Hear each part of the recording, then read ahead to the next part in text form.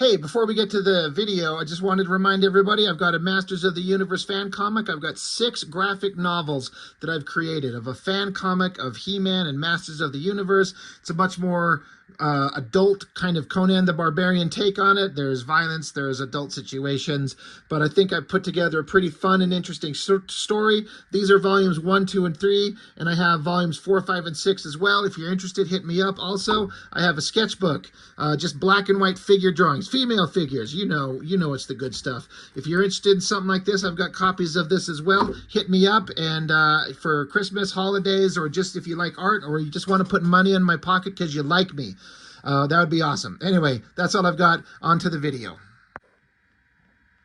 Hey, thanks for joining me. Uncanny X-Men 304. God, it makes me wonder what issue Uncanny X-Men is on actually right now, currently, because this is issue 393, so, you know, they've been making this book for a long time. This is the Fatal Attractions crossover. This is kind of the midpoint. There was X-Factor, then X-Force. Now we got Uncanny X-Men, then there's regular X-Men, and it ends in Wolverine. Or, I don't know if the Wolverine one is actually part of the Fatal Attractions crossover. I think it is. I mean, it's certainly directly, specifically tied up with how this thing kind of plays out. But anyway, you all know what I mean. That's a pretty awesome double-page spread. You know, Magneto's coming back. There's some crazy inking textures going on in the helmet up here. This is Panosian inking. He does some neat textures going on up there. Big shot of all the characters, like all the X-Men, every X-Team, X-Force, X-Factor, everybody facing off against the classic prime villain of the team, Magneto. What more could you want? Including the reflective 3D cards that are pretty awesome. So there's a lot going on, and these X-Men books are hard to kind of understand. But we got the acolytes, the mutants who follow Magneto's word without question. Like, they basically have turned him into like a living god for them. They're after this guy Cortez.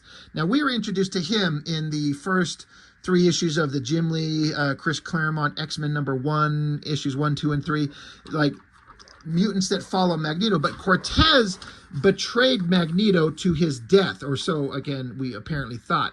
But now the acolytes are after Cortez because you tried to kill Magneto way back when. You're the one who almost did that, and now we got Exodus, this guy who just showed up out of nowhere. I don't even understand where he come from or what his deal was, but he's like the point man out there to kind of speak for Magneto. There's a lot of like confusing story points, and I'm just going to kind of zip by a lot of it just to kind of get to the point, like the meat of the story, the important parts. But yeah, they're after Cortez, and they kick the shit out of him, which is good. Cortez sucks. But we come back to I like this shot. Some people are kind of iffy on John Romita Jr.'s artwork. I've always been a fan. It took me a little while to get on board with it. Romita Jr. was kind of like a Mike Mignola for me. Like, I'd see it when I was younger reading comics, and I kind of didn't dig it. But as time went on, I started to understand and really appreciate it. The art teams in this book, I should say, we got Scott Lobdell writing, but John Romita Jr. on pencils with Jay Lee, Chris Sprouse, Brandon Peterson, and Paul Smith, with inkers Dan Green, Dan Panosian, Terry Austin, Tom Palmer, and Keith Williams. So what a collection. I'm not good enough to identify who all the different inkers are. There's some of them where I can kind of guess. I'm not sure where Terry Austin's inks are, or Tom Palmer, or Keith Williams. I might be able to identify some Dan Green and Dan Panosian. Not that most people don't give a shit, but as an artist, I do. I like that shot. Professor X is sad because Colossus's little sister, Ileana, died from what is becoming known as the legacy virus. And they tried their best. They could not save her. And she has died, and it's just fucked everyone up. Everyone's sad and miserable. So now we get a spread. We have to turn the book sideways. I actually kind of dig the artwork and the coloring in this scene, where like the sunlight and everything's kind of casting through here. But we get like a holographic communication from Lilandra to come and speak with Charles to kind of offer him some solace and comfort in his time of need. I know things are miserable. I can't be there for you. I'm the queen of a, spacefaring intergalactic mega society, so I can't be there to suck your crippled dick. Jesus Christ, what the hell is wrong with me? But she's like, I would if I could. So, keep tugging on. I'll be there soon. I love you. I'll be there soon. So Professor X rolls off and digs into the Magneto protocols, where there's an inevitable confrontation with Magneto, and he's not going to fail if it comes to that, because shit's going south really quick. I like the line work here. I feel like this is a Dan Green line work going on here.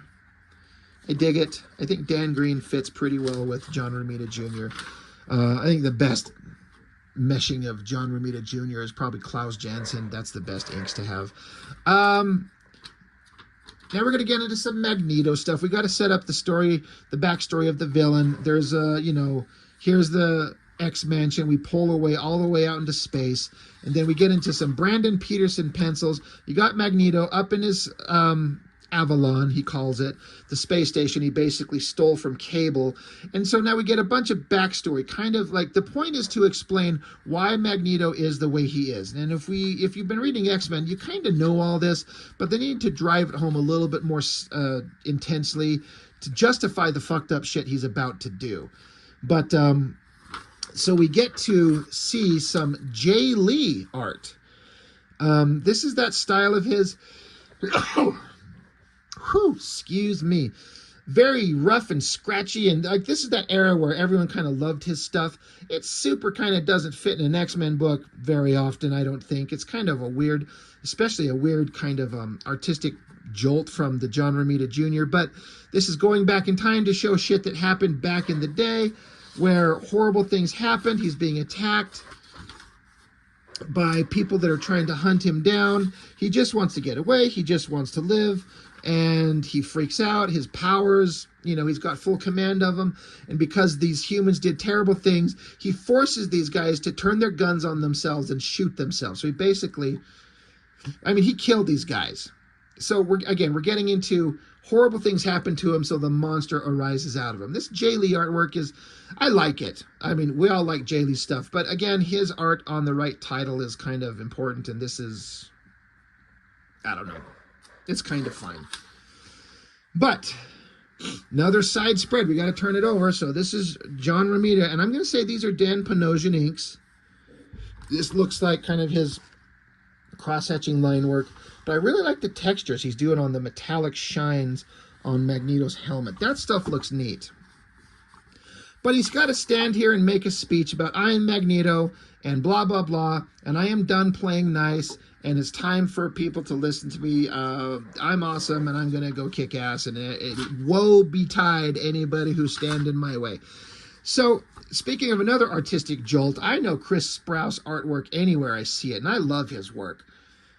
Super clean, super simple, perfect storytelling. I love him a lot. This is great stuff.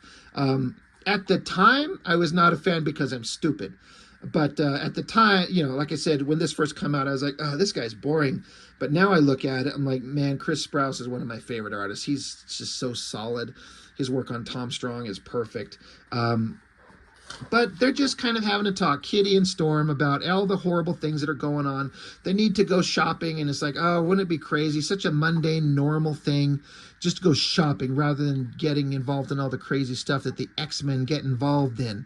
And Kitty kind of puts out the idea, like, do you ever think about, like, would it be nice to not have to be a mutant and deal with all this insanity where we could just live a normal life? And Storm's like, no, never for a moment. I like being who I am and what I do and blah, blah, blah. So, all these words to talk about how great it is to be a mutant and be happy with yourself and who you are. And we have to find joy where we can find it. And it's all true. It's all good stuff. It's just, we've all seen this type of stuff. And I don't know that Scott Lobdell's a great writer to kind of drive the point home, but he's okay. The important part of the story comes in right here, where they look down and they see there's smoke billowing and Colossus. Now, it's been building up. where his sister was sick and he was really pissed off, but he was not going to let her die because his parents got killed, his brother got killed, and then his sister died from some unknown virus, and he was like silently raging. He didn't yell or scream. He just is pissed, and he's not reacting. He's not acting or reacting. He's just kind of a void. And it sucks because Colossus has always been this sweet, good-natured guy who we always liked. He was like just a sweet-hearted strong man of the team, and they're just destroying his character. And I get it, that's the point, it's supposed to be drama, but to drive that point home, Colossus, who's also an artist, he's out back behind the mansion burning all his paintings. You see there's one of probably Nightcrawler, Wolverine, and in his hands is Illyana. And Kitty's like, why are you destroying this stuff? What are you doing? She's like, I'm getting on with my life. He says, I'm getting on with my life, or rather what passes for a life without my sister, my brother, my parents. And she's like, well, how? What are you doing? By physically destroying your past, trying to erase that part of you that can still create, that can capture the heart and souls on a canvas? And he's like, no, I don't think this is anything I want to do anymore. But if you like this stuff, you can have it. So he gives her the painting of Illyana. And so Kitty, who's always had like strong feelings for Peter, and she's like, she's crying, and she's like, what are you feeling? You haven't spoken since Illyana died. What's going on with you? He's like, nothing. And so she hugs him, just trying to connect with him, which he would normally respond to, but he's just nothing. He's not interested. He is walled off. He's pissed, he's raging, and he's not going to open up. And so then we cut over to, they're getting ready to have a funeral.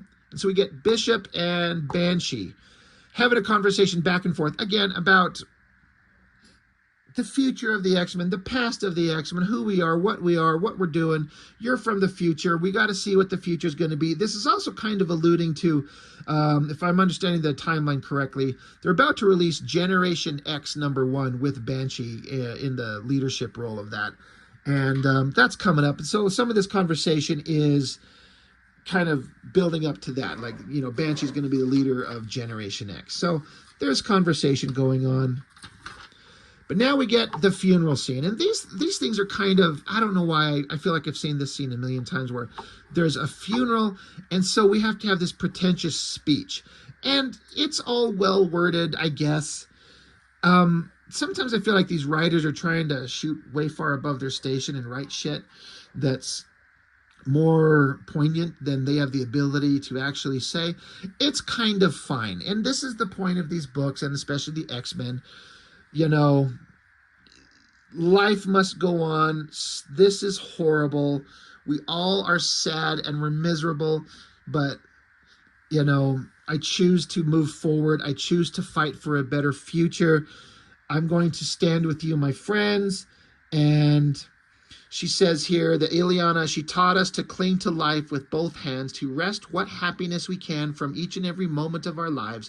If we can take her lessons to heart, Illyana will never truly die. She will have won her battle. She will live with every one of us until we breathe our last.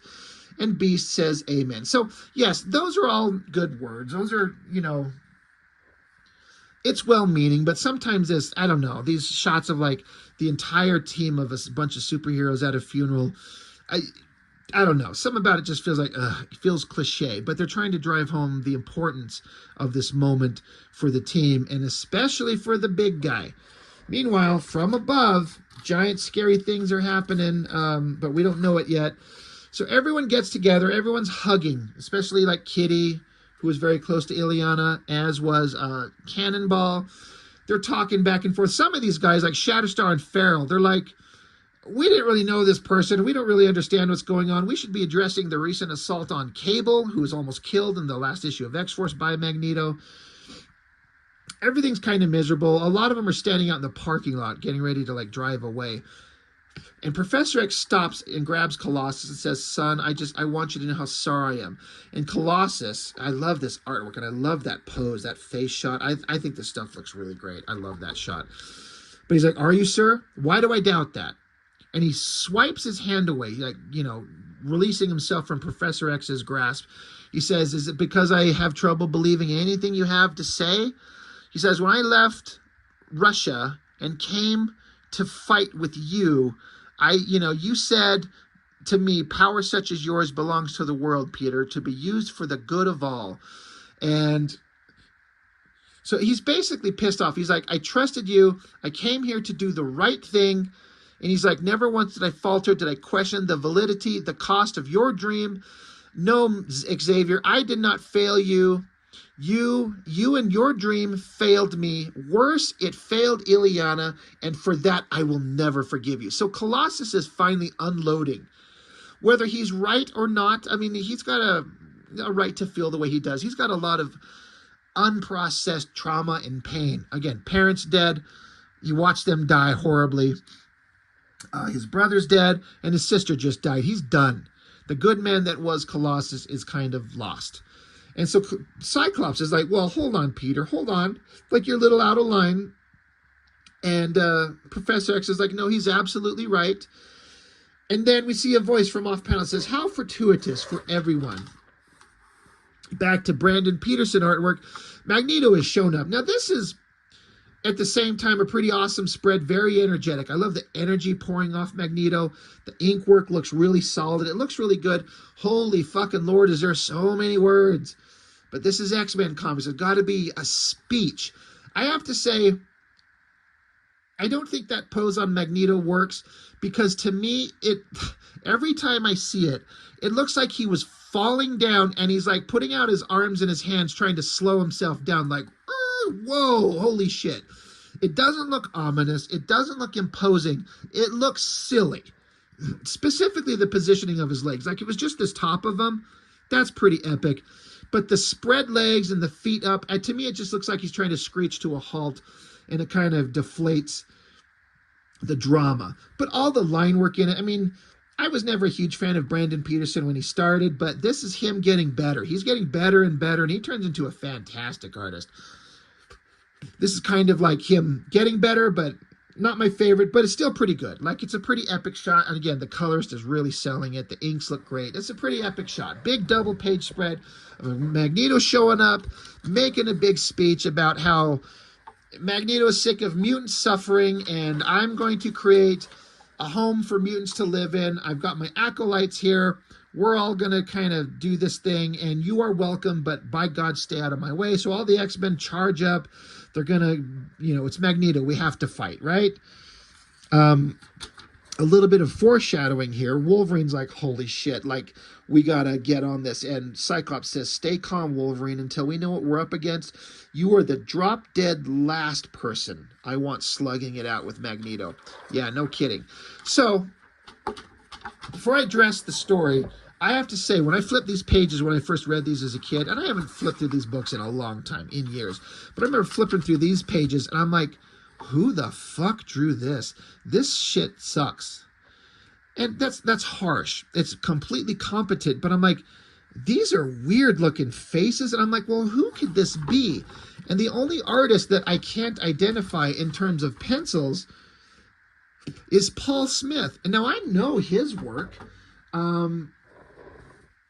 I should have it right here. I've got this collection from the work that he's done back in the day, and his work on these books, like, this is what his artwork used to look like. This very clean, slick, very attractive, stripped down, like, it's a good replacement, a fantastic replacement for John Byrne. So everyone felt on model, the characters felt right, everything kept working. This is Paul Smith, but then this is supposed to be Paul Smith too. And again, this is years later. Everyone changes. Their artwork wants to grow and become something else. But I gotta say, this stuff sucks. I hate to say that compared to what he used to do. Not a fan of any of this. Just doesn't look pretty. It doesn't look interesting. It's just not a fan. So all this back and forth, blah, blah, blah, horrible things are going on. Magneto's pissed off. Debating for questioning my ultimate, the time for questioning my ultimate authority has passed. From this day forward, all those who do not stand with me, whether mutant or not, can be counted among my enemies. So he's like, I am going to take anyone who wants to up into my space station, and we're going to be up there, and people can leave us alone. But of course, people don't like the idea of this egomaniacal overlord Magneto on a space station where he could like cause all kinds of damage to the planet below. No one likes that idea. Magneto's unstable. This whole idea sucks, but Magneto doesn't care. He's going to do what he wants to do. So they decide that they're going to return. He's like, all right, I'm done. I've delivered my message. I'm taking my acolytes with me. I've told you what I wanted to tell you. It's time for me to go back with John Romita Jr. artwork. Now, this suddenly looks a lot better. Is the colorist the same person for the entire book? Yeah, Mike I don't know. Sometimes the coloring, like the coloring on these Paul Smith pages, it's kind of fine, but it's suddenly more vibrant on the John Romita pages. And I love the inking on this. It looks great. But Magneto and Professor X are facing off. This is like the ultimate confrontation. And Professor X is reaching a point where he's like, he's done. He's pissed. He can't allow this bullshit from Magneto to go along anymore. But while this is going on, and Magneto is just oozing energy off him, we cut over to Bishop, and the X-Men are like, Bishop, what's going on with you? Why are you glowing? And Bishop's powers, his mutant ability is to absorb energy. And he says here, I don't have an on or off switch. So if there's energy just pouring around me, he's like, I'm just absorbing it. And I don't know how much of it I can contain, but he's like, he's building up and building up. So while that's happening, more big speeches between Magneto and Professor X. And while Magneto is giving his speech, we cut over to Colossus, who's just looking on. Well, Magneto says, he says, unless we as a race take action, this moment, Illyana will be but the first of scores of innocent victims to die. So, and Colossus is hearing this. This is important. But Bishop just can't contain his energies anymore. So he just erupts in a burst of energy, knocking Magneto way far away. Just a powerful impact. That works really well. Great blast of energy, sending Magneto off. And so they're like, holy shit, what's going on? What do we do? What's the next move? Jubilee's even asking the professor, like, are we going to be able to do this? Can we stop Magneto? I mean, he's kind of a big deal. So Cyclops decides, like, hey, Bishop, I'm sorry. I know this sucks, but if we all concentrate our energies on you, you can focus it all like you just did. It worked here. Maybe this is a way to beat him. So they're like, Cyclops says, I hate to do this, Bishop, but that Avalon is filled with fanatics and armed to the teeth with enough weapons to reduce New York to a cinder. So Bishop is like, indeed, do it you must. So Cyclops starts blasting Bishop with his optic blast. Magneto, who got knocked away, he stands up, so we get this big epic shot of him standing there. I feel like there's too goddamn many words, because the word's covering up part of the artwork in his lower leg, and it looks kind of weird. It's kind of a cool shot of Magneto. It's also kind of weird. I do have to say, as a guy who does his own comics, me, and does figure drawing, what in the fuck is going on with his abs there? Like, it looks like a pack of dinner rolls. It's supposed to be a 6-pack. It's like a 12-pack. Like, what the ab fuck is that? It's so weird. It stands out, and it looks ridiculous. I don't know what's going on there, John Romita Jr. But the uplighting is kind of cool. Magneto, he's like, I'm pissed off. You all are going to fight me. You're going to be my enemy. Blah, blah, blah. Speech. Meanwhile, all the X-Men over here, they're having like a mutant superhero superpower orgy. They're all busting a mutant energy nut all over Bishop's face, neck, and chest, charging him up for the final confrontation. And now here's another thing that just pisses me off.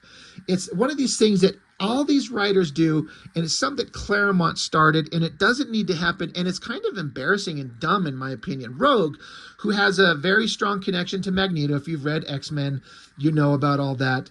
But she's, her powers, if she touches skin to skin, she can absorb your powers, knock you out. She can put anyone down. But it just has to be skin to skin. All she has to do is take her glove off and zip up there and touch Magneto on the face. But they always have her kiss people, or other bad guys forcibly kiss her. And either her powers work or they don't. It's some kind of bullshit. But it's always kissing with her. She doesn't have to put lips on them. So she tries to do that. It's just stupid. It's so dumb. They should be embarrassed that they put this in there. There's no reason Rogue would fly up and try to kiss him. All she has to do is take her bare hands and touch his face. Now, the point is that Magneto is so overpowered right now. Yes, she absorbed some of his powers, but he's like, I'm so much more powerful. You haven't had enough time to absorb enough of it out of me to put me down. Good try, but it's not enough. So he grabs her by the hair, throws her, and then he gets his magnetic powers and grabs like metal fencing, wraps up all the X-Men. And so right now, Bishop takes the opportunity to just unload all the energies that were poured into him onto Magneto. This is a very interesting choice of a shot to show Bishop blasting Magneto, with him just kind of hunched over and Bishop above him with the energy kind of arcing down. It's weird, but I applaud John Romita Jr. for choosing a very unconventional shot choice to make that work. And it does work. It's weird, but it works. And then all the other, or not all of them, but a lot of the other X-Men. You got Sunspot, Gambit's throwing his cards, Iceman shooting ice at Magneto. They're all just unloading on him. Like, we have to stop him. Like, we cannot let this go.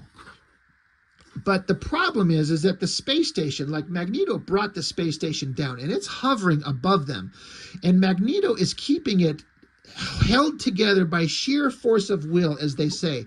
And they're like, if we knock Magneto's ass out, if we incapacitate him, kill him, or whatever, this station will drop to the ground, and the devastation would be horrible. So Jean Grey and Storm are trying to keep it in the air, trying to keep it together.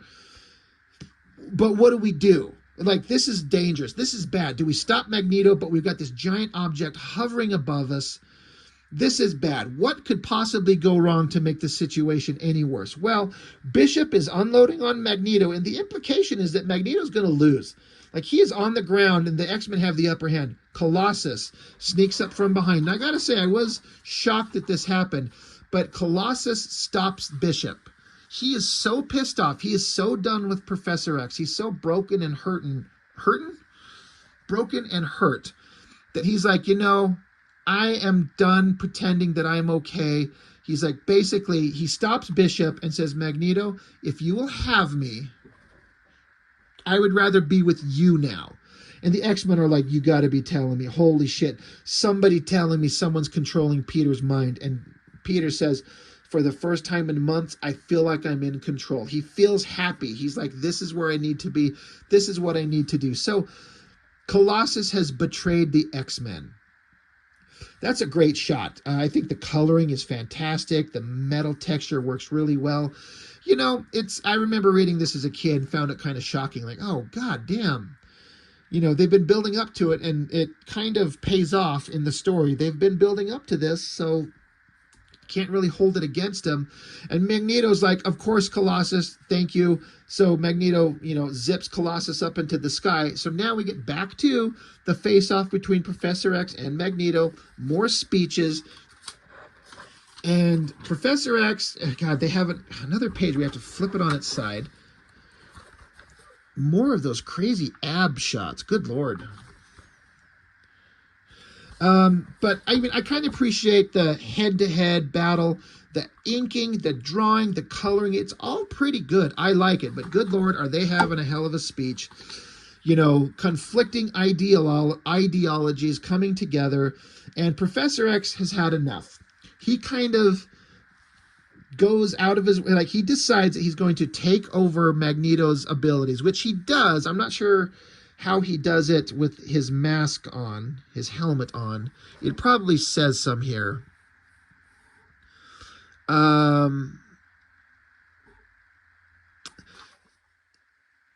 Yeah, he says, well, then it is clear I will have to,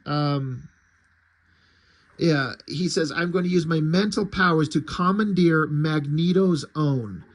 So the text says, though he realizes the resulting bioelectric feedback is agonizing to his students, Xavier also knows he has no choice if he is to save his charges, as well as all those people threatened by Avalon's presence. So Professor X says, there are those who consider us amongst the strongest mutants on the face of the planet. But we know better than that, don't we? This is Professor X talking. He says, we know better than that, don't we? For you and I both started at the same point in our lives, Both believed we could make a difference in the lives of those around us. Do you remember what happened then, Eric? Do you recall how one of us kept the promise we'd made to the other? The promise that our dream would survive. So Professor X is trying to assert dominance, and he should. God, we got to flip the fucking book over again. He keeps going. One of us was true to her word. For years, I convinced myself you weren't to blame for your actions. Each confrontation I hoped would be our last because I was sure you would come to your senses. I had to believe you in order that I could believe in the dream to which we dedicated our lives. And Magneto says, well, then you wasted your time, Charles, for the man who made that promise, the man who shared your hopes of a better world, hasn't existed in years, if he existed ever at all. And Professor X says, I refuse to accept that, just as I refuse to allow you to continue venting your anger and your grief and your disillusionment on the weak and defenseless people of the world. You will not take responsibility for yourself, Magneto. Then God help me, I will. So Professor X commandeers Magneto's mental faculties and his powers and raises both of them, Magneto and Professor X, and the space station up into space. And let's see. It says, and whereas Magnus was often given to displaying the full range of his powers, Professor Charles Xavier was always less inclined. Until this moment, Professor X says, forgive me for what I'm about to do. It says, and with that, Xavier magnetically hurls Avalon into space, lacking the courage, the resolve to take the life of the man who he knows will certainly return and once more threaten the entire world. So I have to say, my favorite version of Professor X is that when he's like the good fucking man that he's always supposed to have been. And boy, have the writers turned him into a weird, morally gray creepo. Like, Professor X was always the most interesting when he was like the bald, kind, silent guy in a chair who was like the last line of defense that no one could defeat. Professor X was a badass. His brain, his mental abilities was amongst the strongest and the hardest things to defeat. And when it comes to crunch time, he's the one that will solve everything if you need to. I like Professor X as a fucking hero. And I like that he asserted powers and took over. Now, he couldn't bring himself to kill Magneto. He should. He absolutely should, but he doesn't because these are comics and they have to progress into the future forever, infinitely, and we never get any resolution. But I love this artwork. I think that looks fantastic. And so as he falls, and I actually kind of, for all the posturing and speeches and long-winded kind of melodrama that goes on in this issue and is kind of the normal with X-Men books, I kind of like the wrap-up. It says, for a fraction of a moment, he'd like to believe it's all over. The struggle, the conflict, the motivation to continue a fight that is his and much more than his. But he knows better. So as he falls, he's like, maybe everything could just be done. But Archangel, he's up there, and he catches him, and he says, I'm here, Charles. And then he, Angel comes down carrying the professor as he lands on the ground, and Professor X says, of course you are, Warren. I'd expect nothing less from any of my X-Men. And I love this silhouette shot. I just kind of like that. I like how Professor X is like, I never was worried for a moment. I know that my X-Men will be there for me. And I know I never have to worry. I just kind of like that. It works. I'm on board with it. And for a big, issue 304, 30 years of X-Men, they got to have like a big, meaningful, kind of heroic moment. And I dig it. So ultimately, the story, I like the basic premise of the story. It works for me. It's just so overdone. This is 60 pages. So no wonder they have a bunch of different artists there. I'm sure there were ads in here. Yeah, there were some ads. So, maybe it's not 60 pages of art. But whatever it is, it's a big book. And, we got to have the confrontation between the X-Men and Magneto. But, of course, it's not the last confrontation. That is coming up for the time being in the next issue of X-Men number 25, kind of the wrap-up of most of this stuff. So, Uncanny X-Men, it's good stuff. I enjoyed it. It's never going to be as good as it was when Claremont was doing it. But there was some good stuff that I enjoyed and good character moments. I'm into it. It's fine, even though it's a little bit longer and more wordy than it needs to be. But it's an X-Men book, so I'm okay with it. So anyway, that is all I've got for now. Thank you for watching. I really appreciate it. I'll see you next time.